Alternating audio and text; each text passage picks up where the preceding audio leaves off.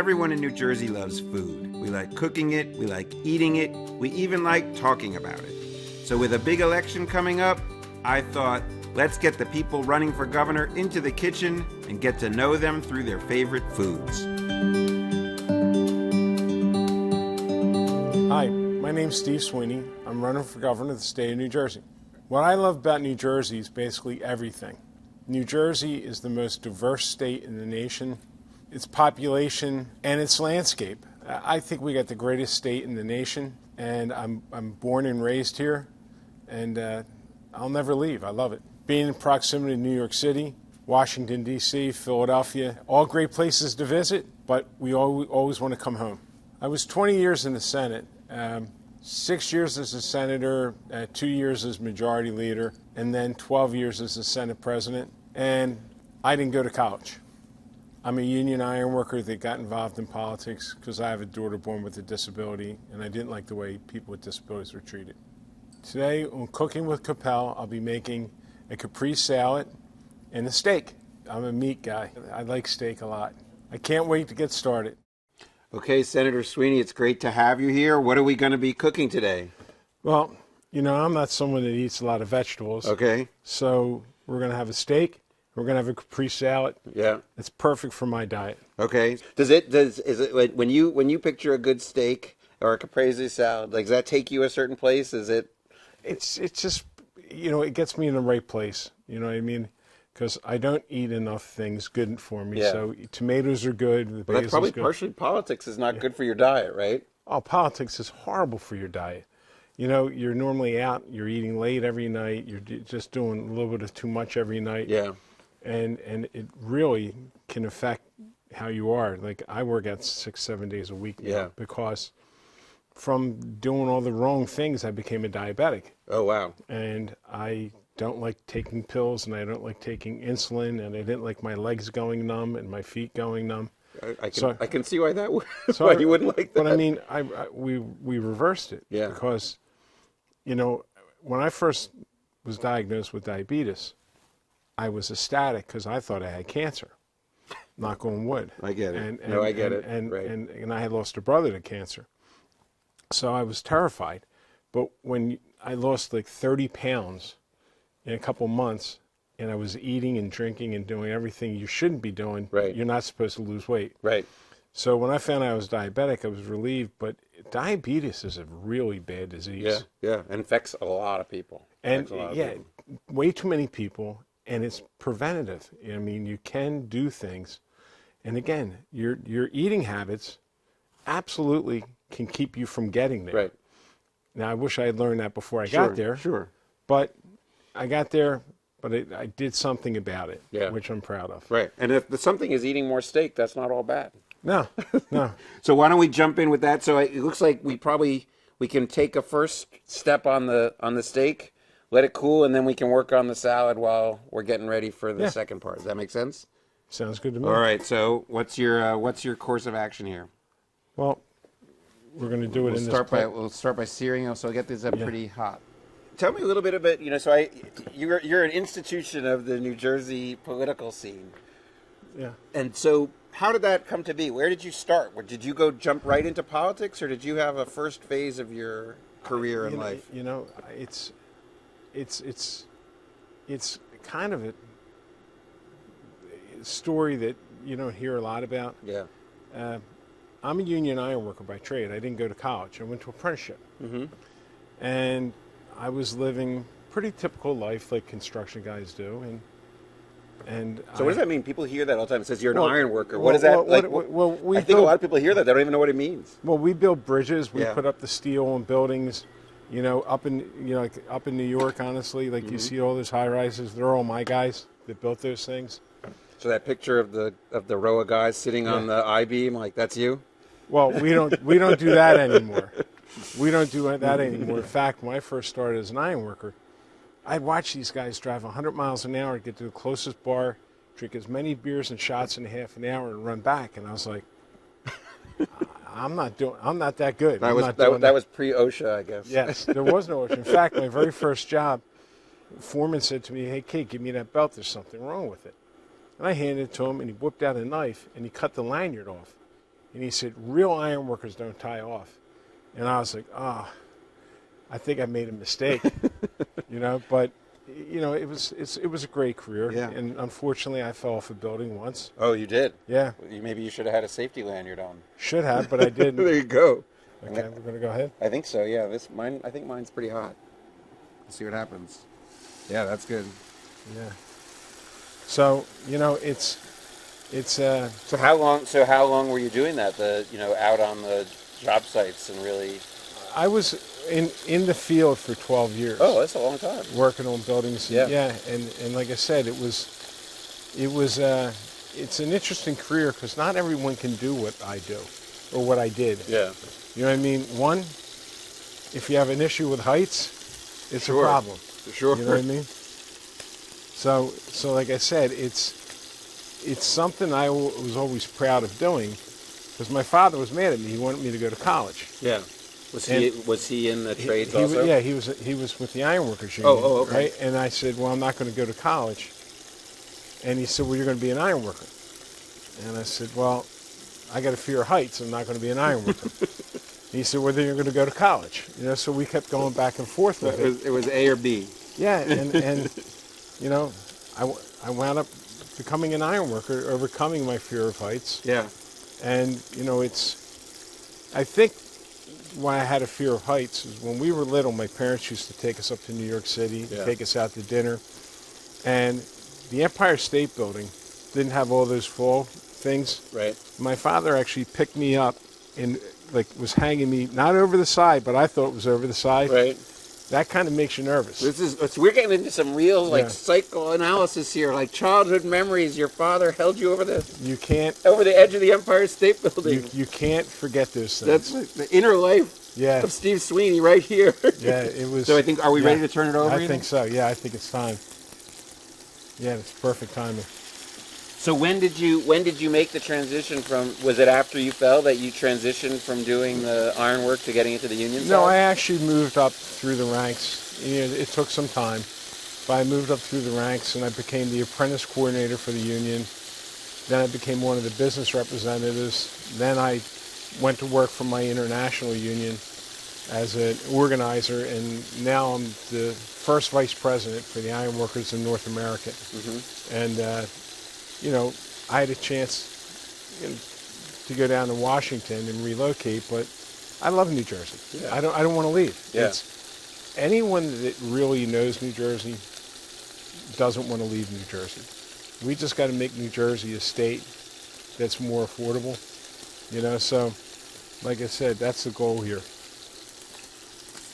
All right. I think we're getting a pretty good sear on the outside. So what I was thinking is we let this cool down and then we work on the salad. Okay. Does that make sense? Yeah. I think I'm still good on my side. I know one thing. It's hot. Yeah, it's working. Yeah. I'm going to absolutely take this off and let it cool down. I'm just going to put mine on the cutting board. Okay. Well, this is your house, so I'll turn it off so it doesn't smoke. Yeah. All right. So what? It's interesting. So when you become on the union side of that, do you still work, or do you sort of stop doing the work and you really become about the union? It's more making sure you secure employment for your members. Right. And like I said, for me, this was never planned. It just kind of happened. Right. And I'm working as an iron worker in the field, and one day I get a phone call that my wife's going to have a baby. Okay. And I'm like, wait a minute. It's February 24th. She's not due to May 30th. Oh, well, So I'm like, who's messing with me? Why would you mess with me about that? Yeah. And, eventually they got me to go to the hospital. And when I got to the hospital, my wife, sure enough, was having a baby. And when she was born, she was 2 pounds. I actually held her whole body, her whole person in my hand. I didn't think there could be anyone. Right. Well, how is that even possible? It's not possible for a human being to be fit that in your small. Hand. Right. So, we went up in the neonatal unit for 75 days. And halfway through, we found out she had Down syndrome. And I got to be honest with you, I was insane, upset and angry, and the doctor told me, look, you've been given a blessing. And I said, I have a disabled child, it's a blessing? You know, they had to pull me off this doctor, I was so angry. Well, turns out she was the greatest gift God could have ever given me. Yeah, I want to, we're going to take a break. Yeah. But I want to follow up on that because I know that your passion for your daughter and her needs became a motivation for your public service life. It's everything. So let's take a break and then come back and we'll do some cooking, but I want to hear more about that. Absolutely. We'll be right back. Hawk Plus, the first student-run streaming service in the nation. The place to go for all things Montclair State University. Student films. Is it really you? News. We start this episode with some breaking news on campus. Montclair State men's basketball has been heroic this season. Exclusive talk shows, alum interviews, and live events. Student produced and student run. Hawk Plus. It's Montclair, streaming live and on demand.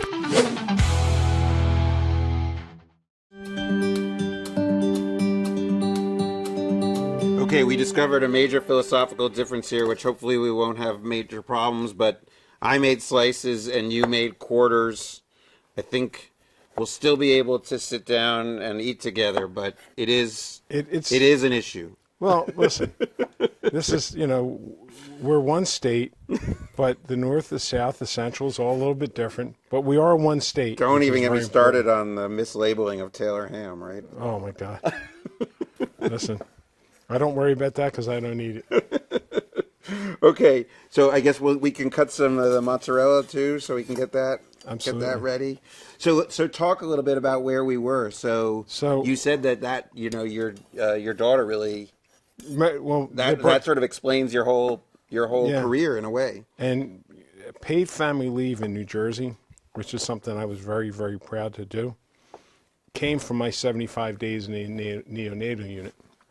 What you have is I'm talking with a knife, so. Yeah, that's okay. And I'm half Italian, so you got to be careful. That gives you credibility, right? So you know, I would go to work, rush home. Rush to the hospital. My wife was a hairdresser, so what she had to do, hairstyles. Right. She would, you know, then have to go to work. I had a 4-year-old son that spent almost every day for 75 days in almost around the clock. So, you know, that's not where you're supposed to be. Right. You're supposed to be with your loved one at a time of crisis. Right. Not having to worry about a paycheck. So, you know, but Lauren, the birth of Lauren was my motivation in life to just, you know, I never thought I could do any of this stuff. Yeah. You know, but I just didn't like the way people with disabilities were treated. So you can do a lot of things. You can do nothing, you can complain, or you actually can do something. Yeah. And I actually decided I was going to be an advocate for the disabled community, and I have been my whole career. But it's interesting how I think most people who are in public service, whether it's regardless of where they are ideologically or what their issues, they have something that happened to them That motivates them. that motivated them, that they sort of got it. Yeah. And so I think it's insightful to hear what it was that got you, and then of course it grew beyond that. It grew a great deal beyond that, and like I said, for me, there's just so much that needs to be done to help people with disabilities, and honestly, someone has to advocate, because it's a community that, unfortunately, 85% of people with disabilities are going to be either verbally or physically assaulted. Wow. It's horrible. Yeah. So trying to do something, honestly, to make a difference in their lives is very important to me. All right, I'm going to pause the conversation because we got to get back to cooking our steaks. Yeah. So what are we going to cook the steaks in? Now that they've cooled, we got the good outside sear. Well, obviously we need the butter. Right. We're going to need the salt. We've got some salt. Looks like we've got some garlic. Some garlic, absolutely. So. And I think that's thyme. So that'll taste good. We can put that on maybe when it's done. Yeah, I was going to say the time when it's done. And since I got to go to a few places later, I'm only going to eat a little bit. You're going to take it easy on the garlic? I'm going to take it very easy on the garlic. So I'm always thinking more garlic is better. Well, you know, I watched the Godfather movie when they show you that how they're slicing the garlic super thin so it evaporates, and I'm not that good. no, neither am I. All right, I'm gonna start. That's when they were in jail. That's when they were in the jail. So I'm gonna start warming up the butter. I'm gonna just put it in the oil. So what's the difference between being involved in politics in the union space as opposed to when you transitioned into the electoral politics space? Because they're similar. Politics everywhere, but that's what I love when you hear people say, "Well, I don't get involved in politics." Really? Everywhere you go, everywhere you live, there's politics. Always politics. There's politics. Yeah. How come you didn't get the job? Because that guy knew somebody who was a political favor to somebody. Right. And I'm like, honestly, it's you're better off being involved than letting someone else make a decision for you. Because if they make this, that's what I basically, again, when I got involved in politics, I knew what I wanted to get done. There's an old saying: if you're not at the table, you're on the table. You're on the menu, right? When the menu, I wanted to be in a position to make decisions that affect my life. Yeah. And you can do that. You can do a lot of that from a position of politics. But what I noticed with some people, honestly, is that they're so focused on the title. Like, I like to be called by my first name. Yeah. I don't want, there's plenty of senators. Right. I want to be the same person I was when I got into politics, when I leave politics. You know what I'm saying? Yep. I don't want to be different. And a lot of people, to be perfectly honest with you, wind up being different. Well, it's hard not to be, because everybody treats you in a certain way. Yeah, and you know something? But at the end of the day, I'm a state senator. I'm not a U.S. senator. I'm a state senator. And I'm good with just being Steve. You know what I mean? I really am. I'm good with just being Steve. So Steve's putting salt on his steak. So I'm going to do the same thing.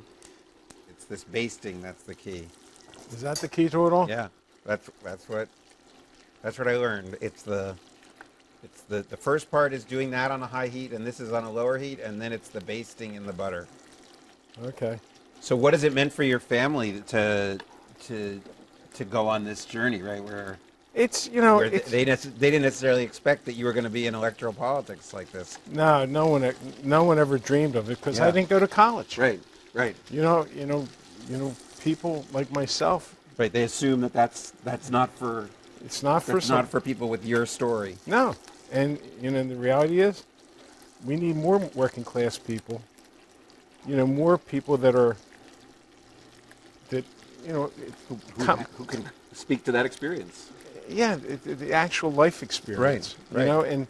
And like with me, I know what it's like to collect unemployment because I was unemployed. I know what it was like to miss mortgage payments where I had to had to pay interest on my mortgage payments because as an iron worker, if you don't work, you don't get paid. Right. So, there's a lot of times that I actually went to a grocery store with my credit card because I couldn't pay for the groceries and I had to feed my family. And that's humiliating. Did you find it was an issue in terms of relating to other people in politics because your background was different? You know something? We're all the same, but what happens is you take different journeys and you take different paths. So they're not experiencing necessarily what I'm experiencing, And so, again, life has an interesting journey. Yeah. And why, I'm not an overly religious person, but I believe God has a mission for everyone. And most of us don't find that. Most of us don't figure it out. Right. My daughter Lauren made it easy for me to figure out. She helped you figure out what your mission was. My mission in life was to look after people that, I'm not a big government can do everything for everybody person. Right. But government has a responsibility to take care of a population, to take care of their old, they're sick, they're most disabled. vulnerable people. Yes. Yeah. That's what government needs to be there for, and like I said, for me, government And I've experienced it too often. Government isn't always there for the population. They'll say they are. Yeah. They'll say how much they support, how much they care. But what I keep telling people is, if you look beyond the disability, there's a person there. Yeah. So here's what I'm going to do. Let's put these on the plates. I'm going to give you a plate. Okay. Make it easier for We'll you. take that one. You got it? Yep. So we'll dress this up nice with the salad, and then we'll sit down and have a taste and pick up where we left off. It was a good spot. So we'll be right back. At Montclair State University, we don't just create opportunities, we transform lives and strengthen communities. Here, you'll learn by doing, guided by expert faculty who are advancing research and deepening our understanding of the world in education, healthcare, psychology, science, criminal justice, business, and technology. Our location in the heart of the dynamic New York, New Jersey region offers access to internships and careers, from Wall Street to Broadway, from startups to Fortune 100 companies. Montclair graduates go far. Alumni are leaders across industries, driving progress in their companies and communities. At Montclair, we believe in your future and make it possible with an education that's both top tier and affordable. Join a university that values you, supports you, and prepares you to soar.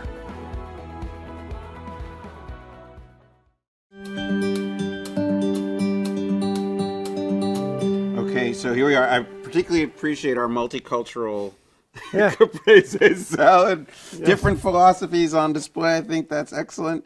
Would you like to take some tomatoes to have with your steak? Absolutely. I'm noticing, looking at the steaks, that you nailed it, by the way. Like, you've got a nice, red, rare steak. I overdid it a little bit. I was too focused on listening to you tell stories, I guess. Yeah, well, listen, I got lucky. So I think what I want to know, how's Lauren doing now, right? That was the question I asked. I think other people watching want to know how she's doing too. Lauren is doing amazing. Lauren works at a daycare center. She's 32. She's Miss Lauren. She tells me about her day. Just like when you come home from work, right, and you want to tell people how things went and how tough the day was. She does that with me. She'll say, you know, Daddy, I had to put AJ in timeout because he cursed. You know what I mean? And then she'll torment me. She's got a boyfriend. I'm not really happy about boyfriends, right? But she's got a boyfriend, and what she'll do is she'll say, hey, Daddy, guess who? She's FaceTiming him. Yeah. And she makes me talk to him. Okay. And I'm like, you know, Lauren, this isn't right, you know. But how does the boyfriend feel about that? They're talking to you. The boyfriend. I know you say you're Steve, but he probably knows you're Senator too. Nah, he's a sweet kid. My point is, people with disabilities want just the same as what we want. Yeah. They want to have opportunities to have as full a life as they possibly can. People with disabilities have personalities. Yeah. You know what I mean? And again, it's just trying to create an environment where they're more welcomed in our world. Right. I wish we could live in their world, because there's nothing but love, trust, caring. You know, there's no hate, none. Right. But unfortunately, my child lives in our world. Right, right. And there's lots of bad stuff that goes on. Yeah. Well, look, the thing that resonates with me is to see the potential that every human has, right? That yes. you saw in Lauren, other people see the limitations, but you see what's possible. That resonates deeply with me, because it's why I like my job, is that this job is about creating opportunities for every person to realize their potential, no matter what they want to do. And as you know, it's part of your story, right? Not everybody wants to go to college, but everybody should have a chance if they want to. And they can do great things. I should have mentioned, everybody working here is either a student at Montclair State University or one of our graduates who took advantage of our great program in media and communications, and they're all in the business. And they couldn't necessarily do that if you didn't have a public university that was accessible and committed to doing high quality. So recognizing what people are capable of, I think, is fundamental to what we should be doing as human beings. Placing a person, give them the opportunity to be successful at the end of the day and meet their full potential. That's what our job is. Yeah. You know what I mean? And again, you know, when there was all these people that were saying there's no people to go to work, there's, you know, high unemployment. I mean, you know, that no one's unemployed, no one's available. Right. The disabled community had 75% of their people were unemployed. So here, do this. Overlooked. Here, do this. Right, do this. You can't do that. I know. Mine's not red. I can't do that to you. I was sort of medium. We'll call it medium.